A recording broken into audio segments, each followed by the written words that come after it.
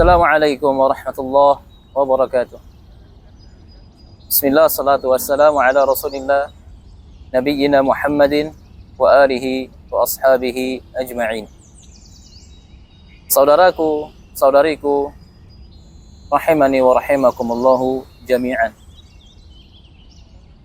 Ibadah haji dan umrah di antara salah satu ibadah yang mulia di sisi Allah Subhanahu wa taala.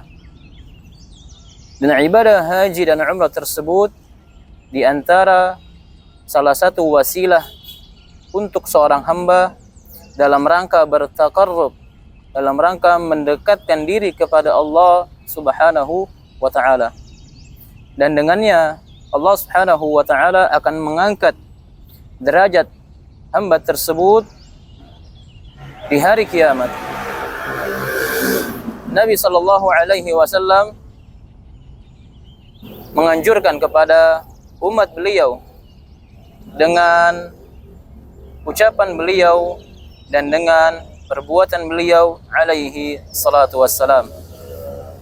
Dan di antara keutamaan ibadah haji dan umrah, Nabi kita sallallahu alaihi wasallam bersabda dalam hadis yang mulia dari jalur Abu Hurairah radhiyallahu anhu, Nabi kita sallallahu alaihi wasallam bersabda, "Al-umratu ila al-umrati kafaratun bainahuma. Al-umratu ila al-umrati kafaratun lima bainahuma. Wal hajjul mabrur laisa lahu jazaa'un illa al-jannah." Yang artinya, tatkala seorang hamba melakukan dari ibadah umrah ke umrah yang lainnya, maka di antara ibadah tersebut akan menjadi kafarah, menjadi pelebur dosa bagi hamba tersebut. Adapun haji yang mabrur, maka tidak ada balasan dari Allah Subhanahu wa taala untuk hamba tersebut melainkan surga Allah Subhanahu wa taala. Dan Nabi kita sallallahu alaihi wasallam juga mengatakan di dalam hadis yang sahih dari jalur Abdullah bin Mas'ud radhiyallahu anhu, Nabi kita sallallahu alaihi wasallam bersabda, "Tabi'u bainal haji wal umrah." Iringilah ibadah haji dan umrah. Maknanya, tatkala seorang hamba senantiasa mengulang ibadah umrah dan haji tersebut, fa innahuma yanfiyanil faqra wadz-dzunub. Ya, sesungguhnya kedua ibadah tersebut, ya yakni haji dan umrah, itu akan menghilangkan kefakiran dalam diri seorang hamba dan akan menghapuskan dosa-dosa hamba tersebut. Ya, kama yanfil kiru khabatsal hadidi wadz-dzahabi wal fiddah.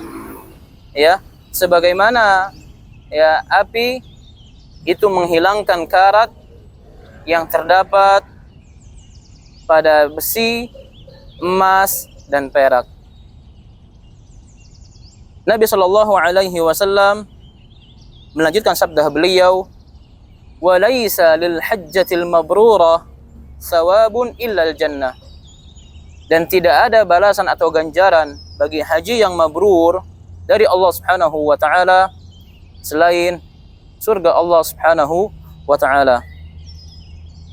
Dan kita ketahui bersama bahwasannya di antara tamu-tamu Allah Subhanahu wa taala, Nabi kita menyebutkan Allah memiliki 3 tamu.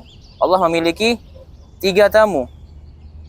Dan Nabi sallallahu alaihi wasallam mengatakan dalam hadis beliau yang mulia bahwa 3 tamu Allah tersebut, yang pertama adalah al-ghazi, orang yang berjihad di jalan Allah Subhanahu wa taala. Dan yang kedua, orang yang al-hajj, orang yang melaksanakan ibadah haji. Dan yang ketiga di antara tamu-tamu Allah adalah al-mu'tamir, yaitu orang yang datang ke rumah Allah hendak melaksanakan ibadah umrah. Saudaraku, saudariku, rahimani wa rahimakumullahu jami'an.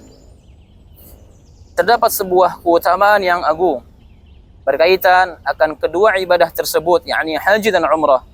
Nabi kita sallallahu alaihi wasallam bersabda dalam hadis yang mulia, beliau mengatakan, "Man kharaja hajjan famat." Barang siapa dari seorang hamba yang dia hendak melaksanakan ibadah haji, namun qaddarallahu wa ma syaa fa'al, dia meninggal dunia terlebih dahulu. Hendak melaksanakan ibadah haji tetapi beliau meninggal dunia terlebih dahulu. Ya, maka Nabi sallallahu alaihi wasallam mengatakan, "Kataballahu lahu ajral haji ila yaumil qiyamah." Maka Allah tetap tuliskan pahala ibadah haji bagi hamba tersebut sampai hari kiamat.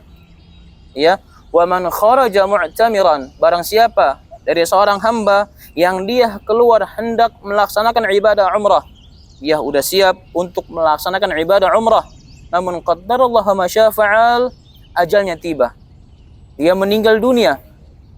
Maka Nabi sallallahu alaihi wasallam mengatakan kepada orang tersebut, kataballahu lahu ajral mu'tamiri ila yaumil qiyamah. Maka Allah Subhanahu wa taala dengan rahmatnya tetap memberikan, menulis pahala bagi orang yang hendak melaksanakan ibadah umrah tersebut sampai hari kiamat. Maka kita ketahui bersama bahwasannya keutamaan dalam ibadah haji dan umrah itu sangatlah banyak. Maka saudaraku, saudariku, sisihkanlah rezeki kita untuk kita datang ke rumah Allah Subhanahu wa taala. Semoga Allah Subhanahu wa taala yang Maha Pemberi rezeki, yang Maha Kaya, Ar-Razzaq, Al-Wahhab, Ar-Rahman, Ar-Rahim, memberikan kita rezeki, kemampuan, hidayah serta taufiknya agar Allah Subhanahu wa taala mengundang kita untuk datang ke rumah Allah Subhanahu wa taala. Wassallallahu wasallam ala nabiyina Muhammadin wa alihi wa ashabihi ajma'in. Assalamualaikum warahmatullahi wabarakatuh.